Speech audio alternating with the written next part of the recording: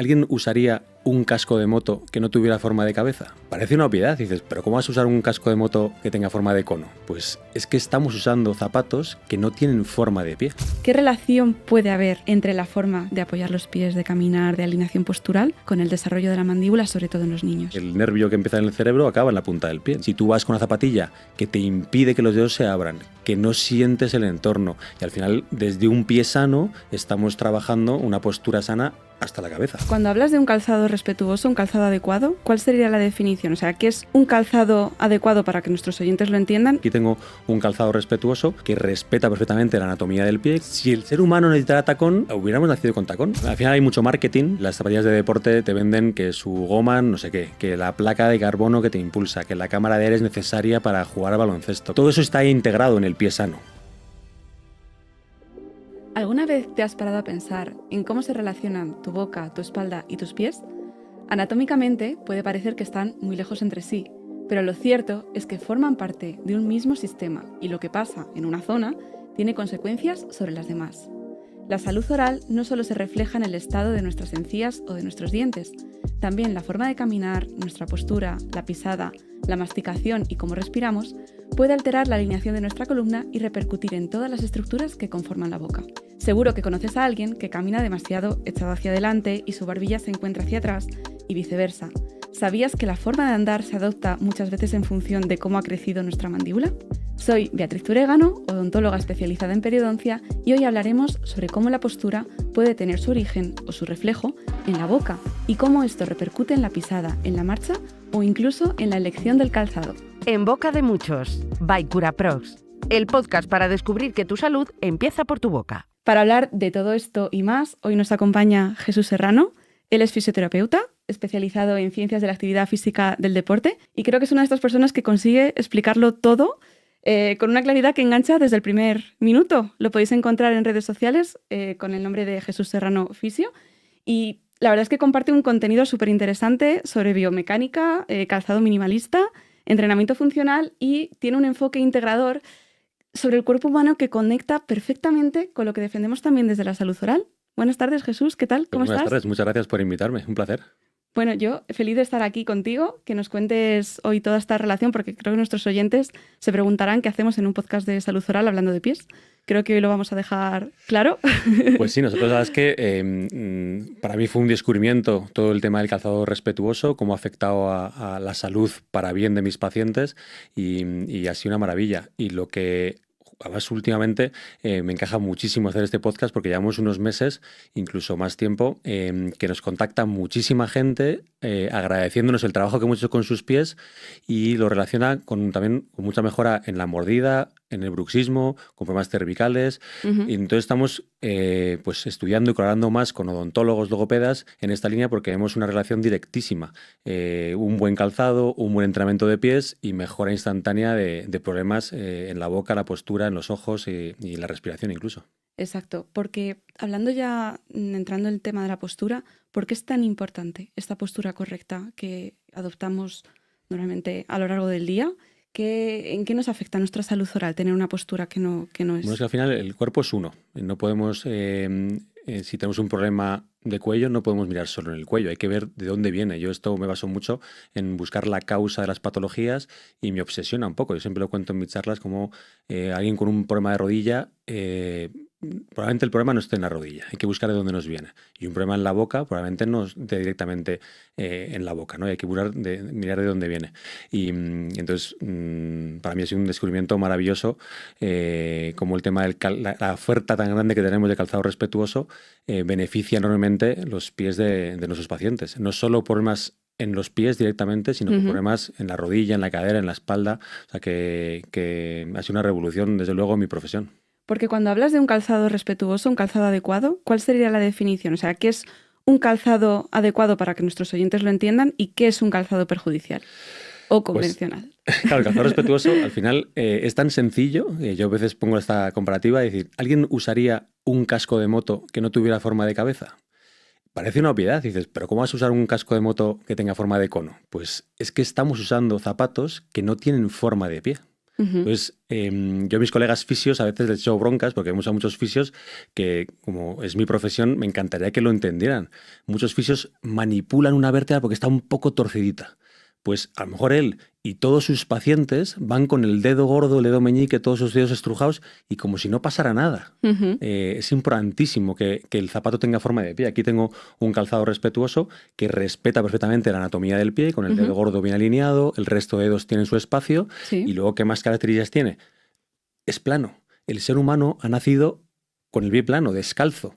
No tenemos un tacón que nos eleve. Esto que dice, no, hay que elevar el tacón. Sí, 2 centímetros. Si el ser humano necesitara tacón, hubiéramos nacido con tacón. No hay ningún bebé todavía que haya nacido con tacón. De hecho, si nosotros elevamos el talón, el peso va a recaer sobre los dedos. ¿Cuánta gente tiene metatarsalgias, juanetes, neuromas de Morton, dolores aquí? Porque son huesos pensados para absorber impactos, impulsar, corregir postura. Pero el hueso del talón, que es el que está aquí, es un mendrugo de hueso pensado para soportar carga. Entonces, elevar el talón enferma los pies. ¿Qué más? Las suelas gruesas. Las suelas gruesas nos aíslan del entorno y nos perjudica a nivel sensitivo, a nivel postural, esas amortiguaciones excesivas que estamos con un balancín, porque no sabemos cómo corregir la postura. Entonces esas suelas gruesas, o excesivamente gruesas o duras, alteran nuestro sistema nervioso y nuestras aferencias sensitivas. Entonces el pie no siente igual. Claro. ¿Y qué más cosas? Que tengamos un contrafuerte duro que nos sujete, los músculos estabilizadores pues no pueden trabajar bien. Y luego sujeciones en el puente del pie, que venga aquí un pequeño arco que sujete. Es decir, yo siempre resumo que primero la forma, que es innegociable. Y luego cuantos más gadgets o elementos tenga un zapato, cámara de aire, elevación aquí, elevación allí, contrafuerte aquí, más tonto se vuelve nuestro pie. Es como un niño vago que no quiere trabajar. Pues un niño vago que no quiere trabajar, hay que animarle a trabajar. Si tú le das de comer, le vistes, le haces todo, el niño se queda siempre vago. Y es lo que vemos en muchos pies desde niños, que están encerrados en zapatos con miles de cosas, incluso con lucecitas, y al final el pie crece enfermito. Y como duele, le ponemos más cosas para intentar que no duela. Y más cosas, y más cosas. Te entiendo. Y luego estas personas que a lo mejor están usando zapatillas deportivas y piensan que están haciendo un comportamiento saludable, ¿qué les dirías? Porque esto no es la típica zapatilla deportiva en la que todos podemos pensar, las típicas marcas en las que todos podemos pensar. Claro. Al final hay mucho marketing. Las zapatillas de deporte te venden que su goma, no sé qué, que la placa de carbono que te impulsa, que la cámara de aire es necesaria para jugar al baloncesto, que todo eso está integrado en el pie sano. Un pie sano que desde niño crece sano, tiene músculos, tendones, ligamentos, la fascia, todo muy potente y sano. Y es capaz de correr, saltar, impulsar. ¿Qué necesitamos? Un zapato que ayude a que agarre bien en el terreno donde nos movamos, que el pie se ajuste bien al zapato, que no baile el pie dentro del zapato, y muchas veces poco más. Todo lo demás son inventos de la industria para vendernos zapatos con cosas. Pero si esas cosas hacen lo que debe hacer el pie pierde funcionalidad. Justo. Y insisto, la forma de pie es innegociable. Nadie me ha demostrado, que hay gente que pide evidencia científica, que hay mucha evidencia, pero gente que pide evidencia de por qué tienen que ser así los zapatos. Primero que demuestren los demás por qué el dedo gordo torcido. Porque hay que llevarlo. Exacto. O sea, es un tema estético. Mentalmente, la sociedad es como que lo estrecho es bonito, lo ancho es zapatos de payaso.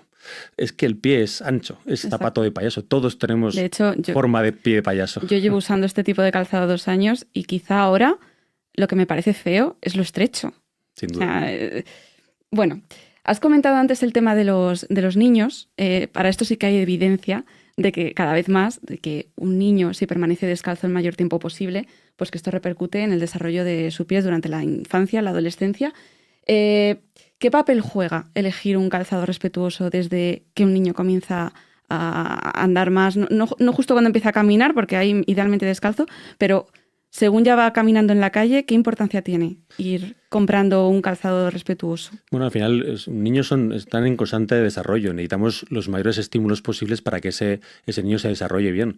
Y claro, la planta del pie tiene muchísimas unidades sensitivas que tienen que estar recibiendo constantemente pues aferencias o impulsos nerviosos para ver cómo estamos posicionados, cómo tracciona el pie, cómo impulsa. Cuanto más aislemos a ese pie del entorno, más se empobrece.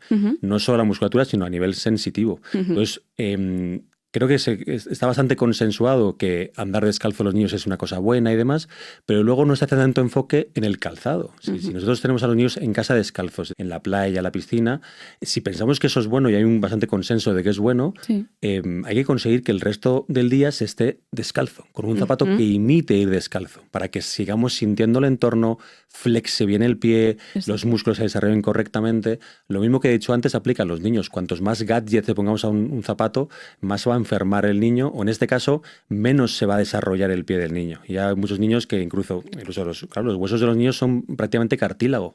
Y si ya un hueso de un niño que tiene que crecer rectito, le ponemos una puntera estrecha, esa última falange, a lo mejor el dedo gordo, ya crece torcidita hacia un lado, el del meñique, no se desarrolla bien el arco plantar, que hay estudios que hablan de esto, ¿no? Y cuanto más descalzo vayan los niños y más zapato barefoot vayan los niños, mejor y antes se desarrolla el arco plantar. Por eso hay mucha epidemia de pie plano, porque no le dejamos a los niños desarrollarse libremente.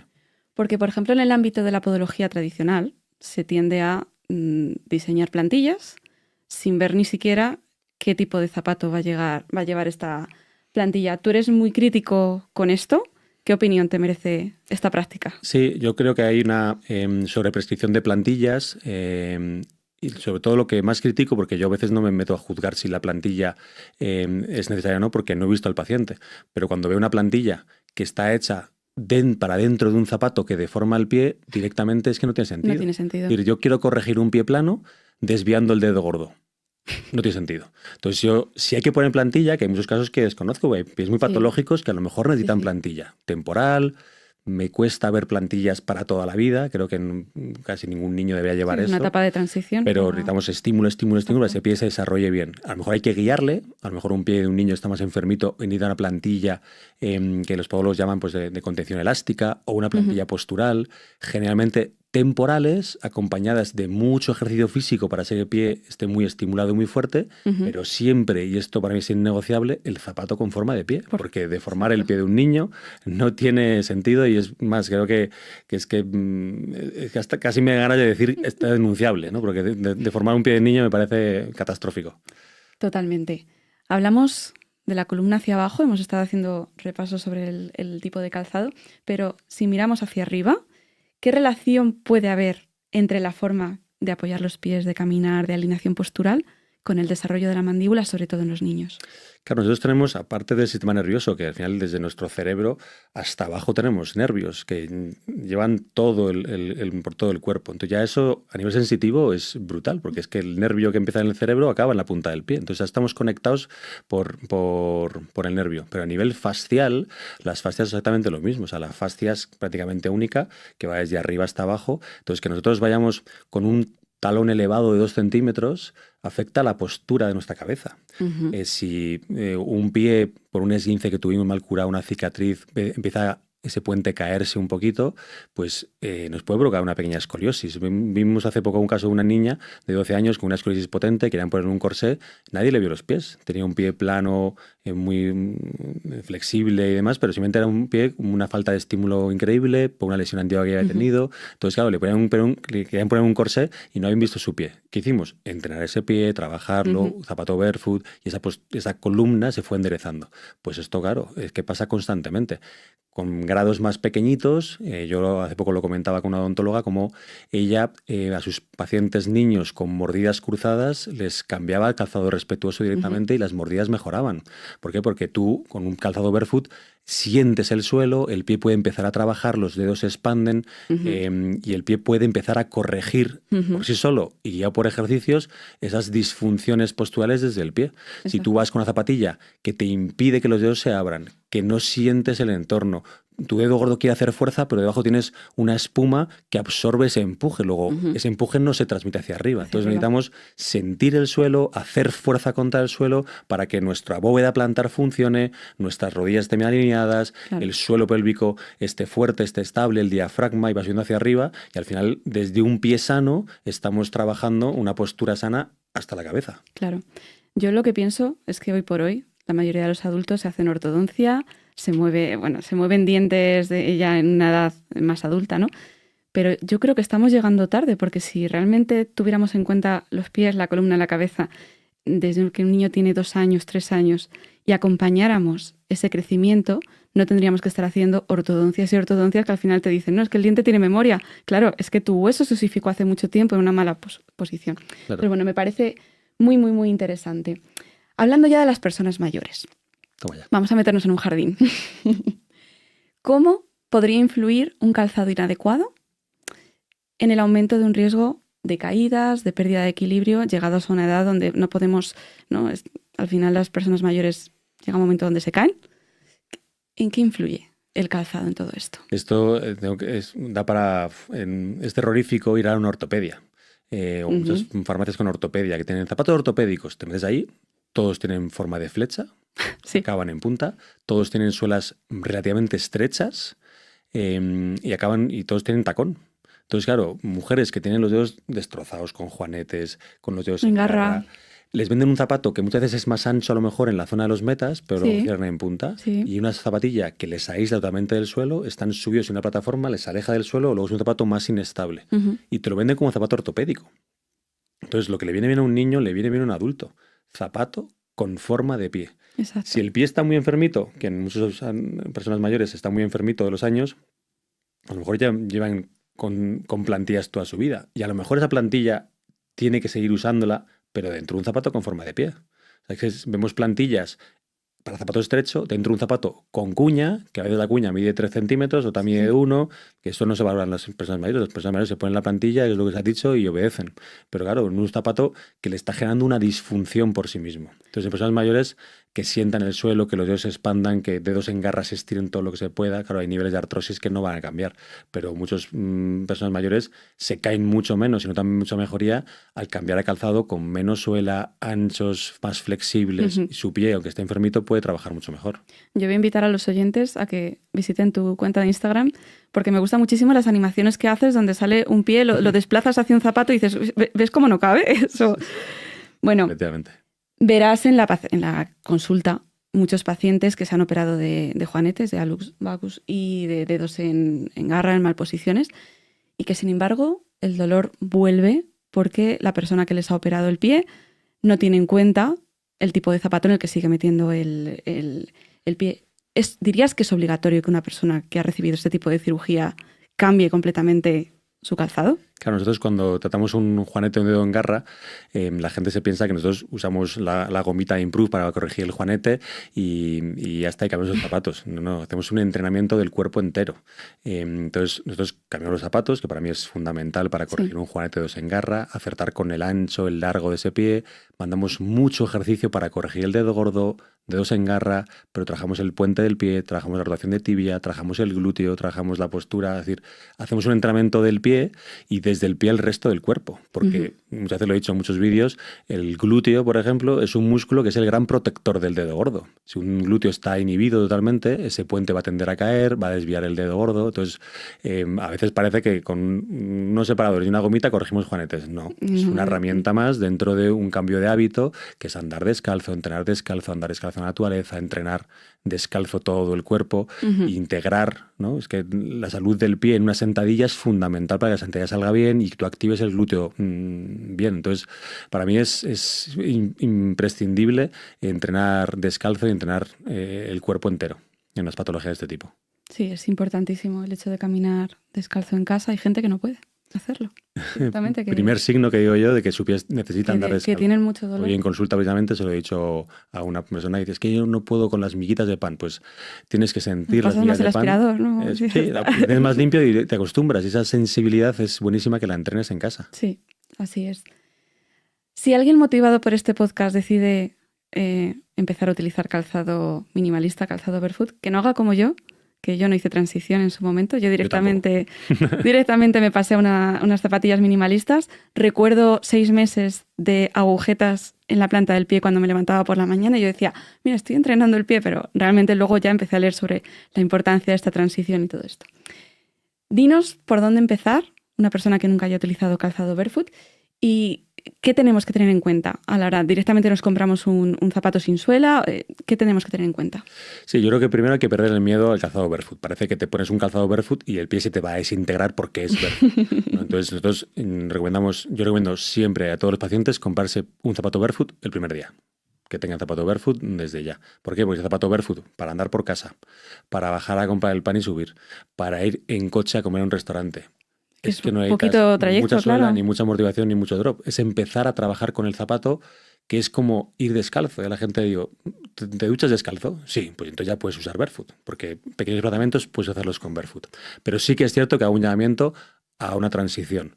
¿Por qué? Porque hay un boom ahora mismo de marcas que se suman al barefoot, nuevas marcas barefoot. La gente va a empezar a comprar barefoot en cualquier lado, pues, en grandes almacenes y muchas tiendas, y la gente se lo va a comprar porque le gusta o quiere un zapato ancho y dice, qué maravilla. Y se van a ir a hacer el Camino de Santiago directamente con un zapato con 4 milímetros de suela. Entonces, ojo. Error. Efectivamente es un zapato que exige más al pie.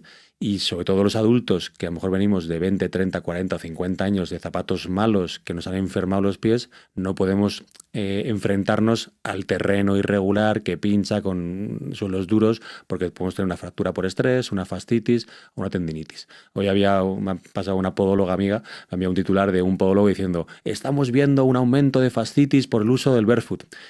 El aumento de la fascitis no es por el uso del barefoot. Sí, explica esto, que es importante. Claro, es porque la gente tiene el pie enfermo. Luego, la causa es que la gente no es consciente de que tiene el pie enfermo.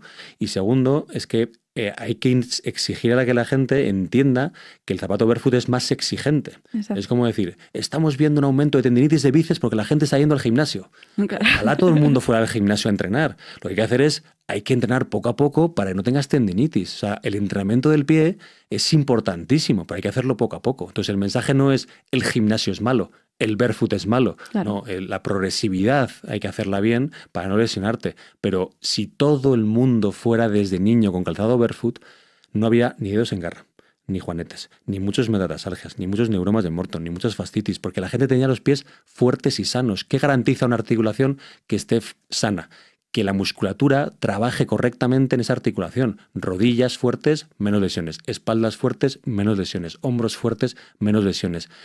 Pies fuertes, menos lesiones, menos callos, menos uñas encarnadas, menos juanetes, menos patologías del pie moderno, que están provocadas en mayor medida por el zapato convencional, estrechos, duros, con suelas. Porque hay estudios en poblaciones que nunca han usado zapatos, que no tienen estas patologías que tenemos hoy en día. O están muy reducidas. O están Hay un estudio reducidas. de My Foot Function que lo hicieron hace relativamente poco en Sri Lanka sobre 1.200 sujetos y es espectacular cómo dentro de esas poblaciones descalzas solo tienen deformaciones alus valgus con juanetes las profesiones que van con zapatos. Policías, profesores de colegio. Llevan zapatos de trabajo, Eso ¿no? es. Entonces el resto, que es la misma genética, no desarrollan esa desviación de alus valgus. Entonces eso es importantísimo que se sepa, pues hay que mirarnos para otro lado.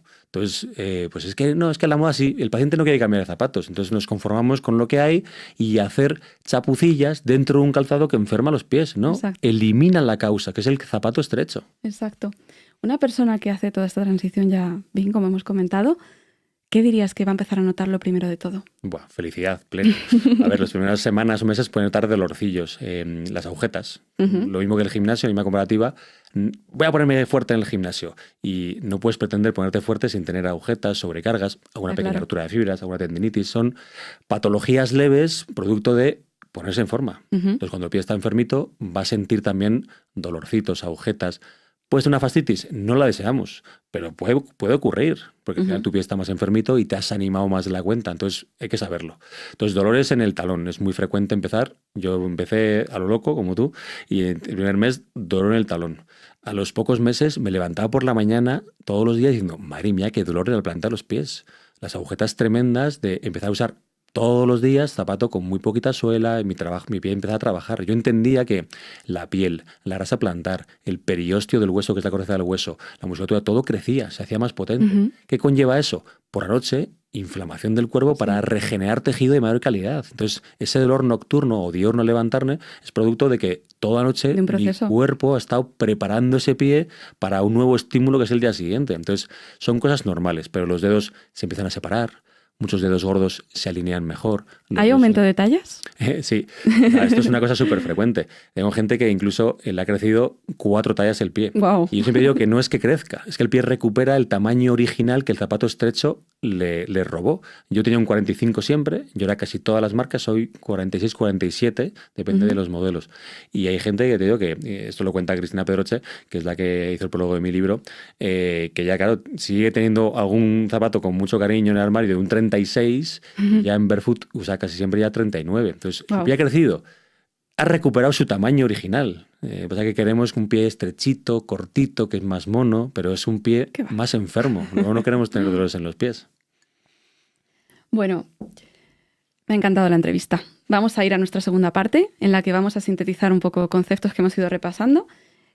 Vamos a hacer un planteamiento, una serie de afirmaciones. Tú me vas a decir si son mito o realidad y quiero que nos las expliques el examen. Bueno, una mala pisada podría ocasionar problemas en la mandíbula. Realidad absoluta, sí, sí. Muy bien. Usar plantillas ortopédicas soluciona los problemas de postura. Pues, a ver, hay plantillas posturales que están viendo muy bien. Quizá hay algún caso en concreto donde una plantilla temporal pueda venir bien para un problema puntual, pero soy bastante enemigo de plantillas de por vida, porque al final creo que el pie, en general todos los pies, el 99% de las personas nacen con los pies sanos y esa postura es trabajable con ejercicio físico y demás. Entonces, mis amigas las posturólogas, ellas justo hacen plantillas temporales y me cuadran bastante esas plantillas, pero estas duras, rígidas y sobre todo en zapato estrecho para toda la vida, diría que no me gusta ninguna. Voy a aprovechar a hacerte una pregunta que no te la he hecho antes. ¿Qué implicación tiene la genética? Gente que puede decirnos que mi madre tiene juanete. La genética, no puedo hacer nada contra la genética. Entonces, ¿qué ocurre con el juanete y la genética? Que tenemos pies anchos, porque nuestra abuela o madre tenía pies anchos. Tenemos pies laxos, que eso al final es la calidad de nuestro tejido colágeno. Entonces, tenemos pies laxos que son muy blanditos, con un pie muy ancho, y además llevamos zapato estrecho.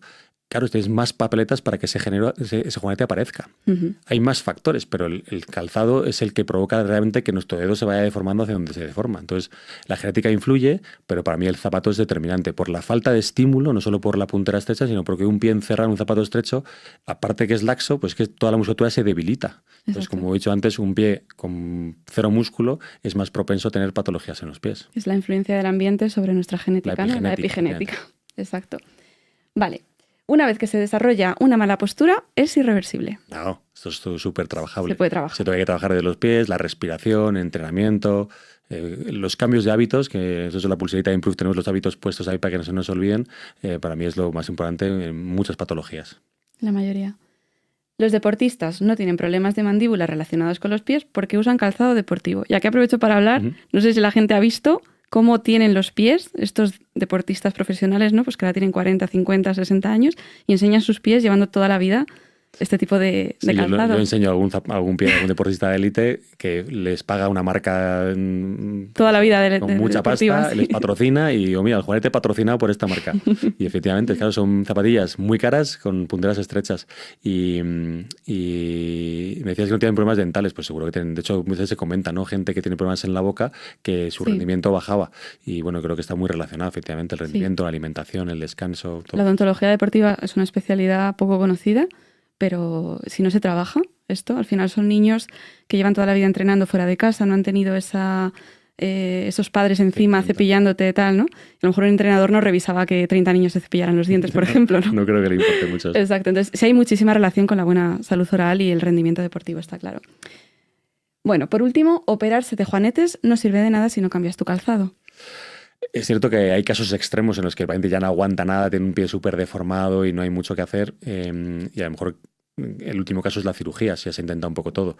Pero efectivamente, si te operas de juanetes y te han dejado el dedo recto y demás, no vuelvas a cometer el error de usar un zapato estrecho. Exacto. Y además añado, y entrena ese pie y esa pierna y ese cuerpo entero con el pie nuevo, descalzo, que te va alineado para que lo uses, que si no, pues a quedar enfermo. O sea, no es solo cambio de zapato, sino cambio un poco de hábitos.